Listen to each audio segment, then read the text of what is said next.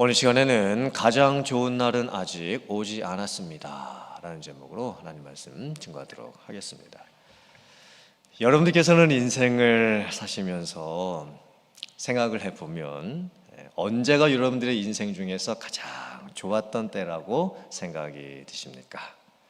여러분의 인생 가운데에 어느 시기가 내 인생의 황금기였다라고 생각이 드십니까? 저는 제 인생 중에 고등학생 때가 제일 재미있었던 것 같습니다. 물론 학교 공부하기도 좀 힘들었고 또 대학 입시 준비하느라 힘들긴 했지만 그래도 무엇인가를 열심히 했던 때였던 것 같고, 그리고 도전을 해볼 수 있었던 때였던 것 같고, 그리고 학교에서도 좋은 친구들을 참 많이 만났던 것 같습니다. 무엇보다 교회를 중심으로 보냈던 고등학생 시절은 정말 좋았던 것 같습니다. 교회에서 만났던 친구들은 학교에서 만났던 친구들보다 정말 몇백 배는 더 좋았던 친구들이었습니다. 그 친구들 중에 지금의 제 아내가 있었다는 게 제일 좋았던 것 같기도 합니다. 주일 예배 드리고 그리고 소그룹 모임을 하면서 친구들하고 또 선후배들, 또 가끔 선생님들께서 같이 떡볶이집을 갔었는데 참 그때 그 시절은 떡볶이집이 저희들의 아지트였던 것 같습니다. 지금 생각해 보면 뭐 짜장 떡볶이 이런 거였는데 그게 왜 그렇게 맛있었는지 모르겠습니다. 무엇보다 1년에 2번씩 갔던 여름 수련회 또 겨울 수련회가 정말 좋았던 것으로 기억이 납니다. 제 인생 중에서 만약에 다시 돌아가고 싶은 때가 언제냐라고 한다면 저는 정말 고등학생 시절로 다시 돌아가고 싶습니다. 그 다음에 제 인생 중에서 가장 좋았던 시절은 미국에 처음 왔던 때였던 것 같습니다. 물론 미국에 이제 왔던 처음 그 상황이 쉽지는 않았습니다. 한국에서 이민 가방 달랑 2개만 들고 왔고 또 미국에 정착하고 또 공부하면서 사는 것이 환경적으로 쉽지는 않았습니다. 낮에는 학교에서 공부하고 밤에는 학교 청소하면서 화장실 청소도 하고 토일렛도 닦아야 되고 또 베큐밍도 해야 됐었고 참 지금 생각해 보면 어떻게 그렇게 했나 싶습니다. 또 토요일과 주일날에도 쉬지 못하고 집에서 2시간 떨어져 있었던 그 한인교회를 섬기느라 왔다 갔다 했던 그런 또 힘겨움도 또 있었고, 날씨는 겨울에 얼마나 미시건이 추운지 정말 추웠던 것 같습니다. 그런데 미국에 처음 왔다는 기대감, 또 기숙사에 함께 살면서 좋은 목사님들을 너무나 많이 만난 것 같습니다. 정말 좋은 목사님들 또 사모님들을 많이 만났습니다. 아마 미국에 처음 왔던 그때 그 시절은 이제 제 인생에 새로운 장을 열어간다는 그런 기대감이 많았던 것 같고, 특별히 미시건에 있었을 때 셋째 딸이 이제 태어나게 됐거든요. 그때 엄청난 축복을 받았던 것 같았습니다. 물론 애들 키우느라고 힘이 들기도 했지만 지금 생각해 보면 미국에 처음 왔던 그 시절이 정말 제 인생 중에 가장 좋았던 때였던 것 같습니다. 그런데 우리들이 과거를 생각해 보면서 내 인생 중에서 그렇게 좋은 때가 있었는데 내 인생 중에 아직 제일 좋은 때는 오지를 않았고 언젠가 앞으로 내 인생 중에 가장 좋은 날이 반드시 오게 될 것이다 라고 한다면 여러분 어떠시겠습니까? 정말 우리의 인생이 너무나 큰 기대감과 소망으로 가득 차지 않겠습니까? 내 인생 중에 그래도 좋은 날들이 있었는데 그때 그 시절로 돌아가고 싶기도 한데 과거에 있었던 내 인생의 최고의 순간은 아직 오지를 않았고 앞으로 오게 될 것이다, 언젠가 그날이 반드시 오게 될 것이라고 한다면 와, 우리가 사는 이 인생이 얼마나 복되고 얼마나 소망이 가득하겠습니까? 오늘 성경 말씀을 보면 하나님께서 학기 선지자를 통해서 하나님의 백성들에게 딱 이 말씀을 주십니다. 성전 재건공사를 하고 있는데 지금 짓고 있는 이 성전의 영광이 과거에 있었던 어떤 영광보다 앞으로 부어질 영광이 클 것이다. 이렇게 약속을 해주시는 것을 보게 됩니다. 지금 하나님의 백성들이 16년 동안 무너져 있었던 성전 재건 공사를 시작을 했습니다. 그리고 성전 재건 공사를 한 지 딱 한 달이 지나간 시점입니다. 그런데 하나님의 백성들의 마음에 너무 낙심이 됩니다. 너무 실망이 됩니다. 왜냐하면 예전에 있었던 솔로몬 성전을 생각을 해보면 솔로몬 성전은 화려하고 웅장하고 대단했던 성전이었습니다. 엄청난 금, 은을 들여가지고 지었던 성전이었습니다. 근데 지금 다시 이제 16년 만에 재건하는 이 성전을 보면 일단 지금 지대 공사만 끝내놓은 상태거든요. 근데 이 성전 지대 공사가 이 바닥 공사를 해보니까 이게 너무 성전 터가 작은 겁니다. 그래서 나이가 많으신 분들의 경우에는 옛적 솔로몬 성전의 영광을 다 보고 기억을 하고 있었기 때문에 그때 그 시절 우리가 솔로몬 성전에서 제사드리던 또 찬양했던 또 말씀 들었던 그때는 너무 좋았는데 어떻게 우리가 이렇게 되었는가? 정말 우리가 그때 그 옛날로 돌아갈 수는 없는 것이냐? 우리가 지금 이 성전을 다시 재건한다고 해도 이 성전을 지어봤자 너무 초라할 것 같은데 이 성전을 짓는 게 또 무슨 의미가 있겠느냐? 이렇게 지금 사람들이 한탄을 하고 있는 상황입니다. 아, 옛날이요 라는 노래 가사가 있지요. 또 내가 왕년에 뭐 이런 적이 있었는데 라는 그런 말들이 있지요. 사실 많은 사람들은 인생을 살아가면서 옛적에 있었던 좋은 날을 잊지 못하고 살아가는 경우가 대부분입니다. 그런데 옛날에 이런 일이 있었지, 옛날이 참 좋았지, 내가 왕년에 이랬지, 그런 관점만 가지고 인생을 살아가면 그 인생은 계속 하향 곡선입니다. 그렇죠. 옛적에 내 인생에 최고점이 있었고 근데 그 시점은 다시 오지 않습니다. 그럼 그때로부터 지금까지 내 인생은 계속 하향 곡선을 그리고 가는 겁니다. 어쩌면 교회도 똑같지 않겠습니까? 한인 이민교회들의 모습을 보면 1970년대, 80년대 개척하고 또 성장하고 부흥하고 잘 되고 뭐 교회 오는 게 너무나 재미있었던 그런 시절이 있었습니다. 그런데 교회가 그때는 그렇게 좋았는데 지금은 왜 그럴까?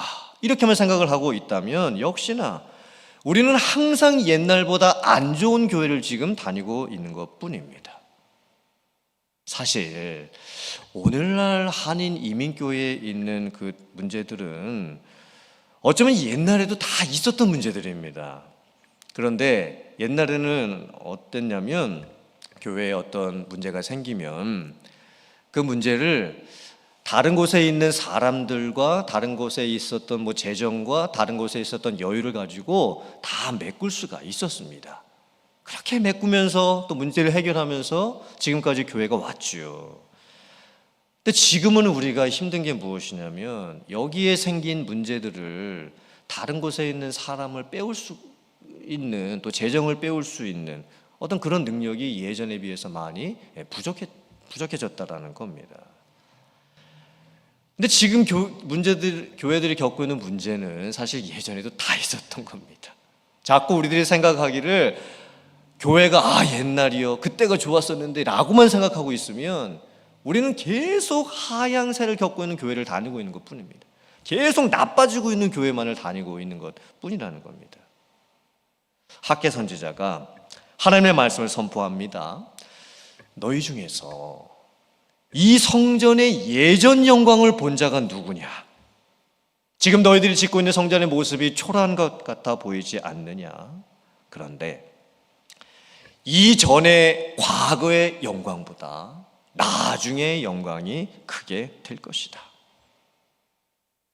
지금 성전 재건공사 16년 만에 다시 시작한 지 한 달도 되지 않아가지고 하나님의 백성들이 낙심하고 있는 상황에서 하나님께서 이 약속을 주고 계시는 거예요. 또 학개 선지자가 하나님의 말씀을 선포합니다. 정치 지도자였던 스룹바벨, 종교 지도자였던 대제사장 여호와, 그리고 모든 하나님의 백성들에게 선포합니다. 3번이나 반복해서 선포합니다. 그 말씀이 무엇이었냐면 스스로 굳세게 할지어다. 스스로 굳세게 할지어다. 스스로 굳세게 할지어다. 이 말씀을 3번이나 선포를 하고 있습니다. 굳세게 해라. 이 단어가 히브리어로 하자크인데 구약 성경에서 정말 많이 나오는 단어입니다. 이 하자크의 가장 기본적인 의미가 무엇이냐면 꽉 붙잡다입니다. 그리고 이 하자크가 이제 어떤 상황에서 주로 쓰이냐면 어떤 힘들고 어려운 일들이 생겼을 때 흔들리지 말고 견고해라. 그런 의미로 이제 많이 쓰입니다. 또 어떤 물건을 꽉 고정하거나 아니면 요새를 짓고 성을 지을 때 튼튼하게 하고 그 건물을 강화시킬 때 이 하자크라고 하는 단어가 사용이 되는 겁니다. 모세가 죽고 나서 이제 여호수아가 리더가 됐을 때 하나님께서 여호수아에게 뭐라고 말씀을 하시죠?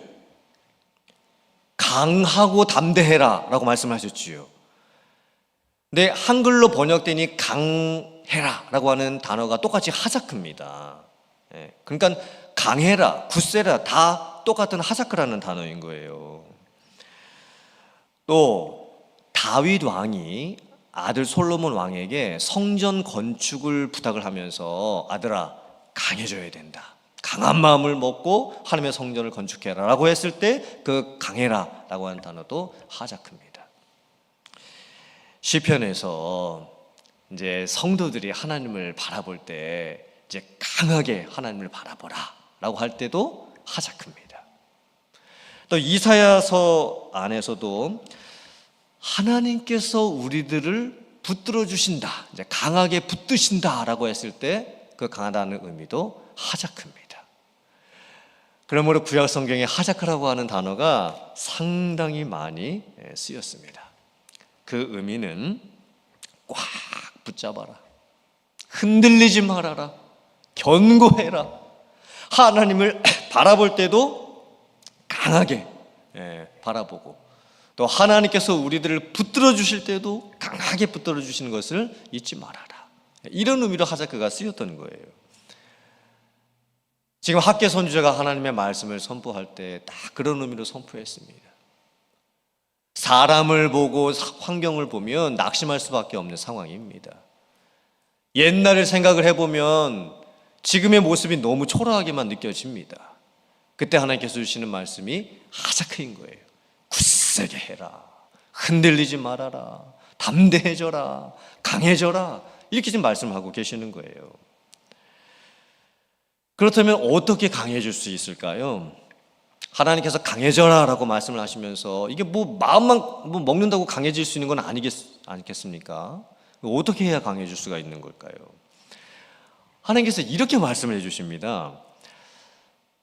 하나님께서 하나님의 백성들을 출애굽시키실 때부터 지금까지 하나님의 영이 계속해서 하나님의 백성들과 함께 머무르고 있었다는 것을 기억해라. 그리고 두려워하지 말아라. 출애굽 사건은 학개 선지자 시대보다 무려 900년 전에 있었던 사건입니다. 그리고 출애굽 사건은 영적인 의미가 아주 특별한 사건이었죠. 하나님의 백성들을 죄로부터 출애굽시키고 노예로부터 출애굽시켰던 하나님의 구원의 역사가 담겨져 있었던 사건이었던 거예요. 하나님께서 지금 하나님의 백성들에게 옛적을 기억을 해보아라. 900년 전 그때부터 출애굽을 할 그때부터 하나님께서 하나님의 백성들을 구원하셨고 인도해 주셨고 그리고 지금까지 하나님의 영으로 함께 해주고 계셨다는 것을 기억을 해라. 그리고 낙심하지 말아라. 하나님의 영이 지금 너희들과 함께 있음을 잊지 말아라. 이렇게 지금 약속을 해주고 계시는 거예요. 하나님께서 주신 약속을 붙잡고 물론 지금 현실적으로 보았을 때의 과거에 비해서 지금의 모습을 생각을 해보면 사람들의 모습이나 짓고 있는 성전의 모습이나 환경들이 너무 초라해 보이는 건 사실입니다.